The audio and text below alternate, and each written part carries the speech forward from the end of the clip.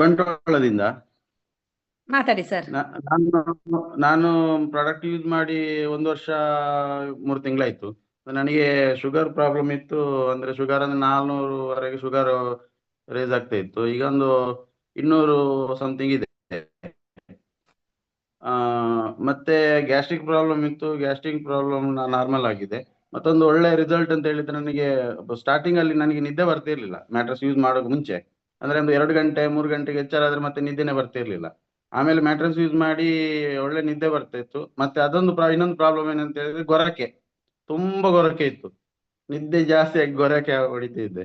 ಆಮೇಲೆ ಮೊನ್ನೆ ರೀಸೆಂಟ್ ಆಗಿ ಒಂದು ಸಣ್ಣ ಬಾಟ್ಲು ಇಬಾರೆ ತಗೊಂಡೆ, ಒಂದೇ ಬಾಟ್ಲು ಇಬಾರೆ ತಕೊಂಡು ಇವಾಗ ಗೊರಕೆನಿಲ್ಲ. ಅಂದ್ರೆ ನನಗೆ ಗೊರಕೆಯಲ್ಲಿ ಮನೆಯಲ್ಲಿ ಮಿಸಸ್ ಬೈತಾ ಇದ್ರು. ಮತ್ತೆ ಲಾಸ್ಟಿಗೆ ಅವ್ರು ಬಂದು ಹೊರಗಡೆ ಬಂದು ಮಲಗ್ತಿದ್ರು ಅಂತ, ಅಷ್ಟು ಗೊರಕೆ ಇತ್ತು.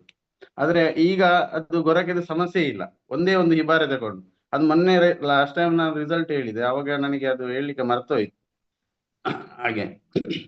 ಮತ್ತೆ ಮೊನ್ನೆ ನಾನು ಈಗ ಕಾರಲ್ಲಿ ಹೋಗ್ತಾ ಇರುವಾಗ ಸೊಂಟ ತುಂಬಾ ಸಿಡಿತಾ ಇತ್ತು. ನಾನೇನ್ ಮಾಡಿದೆ, ವಾಟರ್ ಎನರ್ಜಿ ಪ್ಯಾಡ್ ಇತ್ತು, ಅದನ್ನು ಕಾರಿನ ಸೀಟಿನ ಹಿಂದೆ ಇಟ್ಟು ಡ್ರೈವಿಂಗ್ ಮಾಡ್ತು. ಮತ್ತೆ ಒಂದು ಅರ್ಧ ಗಂಟೆ ನನಗೆ ನಾರ್ಮಲ್ ಆಗಿದೆ, ಕ್ಲಿಯರ್ ಆಗಿದೆ.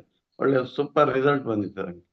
ಥ್ಯಾಂಕ್ ಯು ಮೇಡಮ್, ಅವಕಾಶ ಕೊಟ್ಟದ್ದು. ನನಗೆ ಪರಿಚಯ ಮಾಡಿಸಿದ ಚಂದ್ರಶೇಖರ್ ಸರ್ ಮತ್ತೆ ರವೀಂದ್ರ ಜೆ ಸರ್, ಅವರಿಗೆ ತುಂಬ ಎಲ್ಲಿಂದ ಮಾತಾಡ್ತಿರೋ ಸರ್?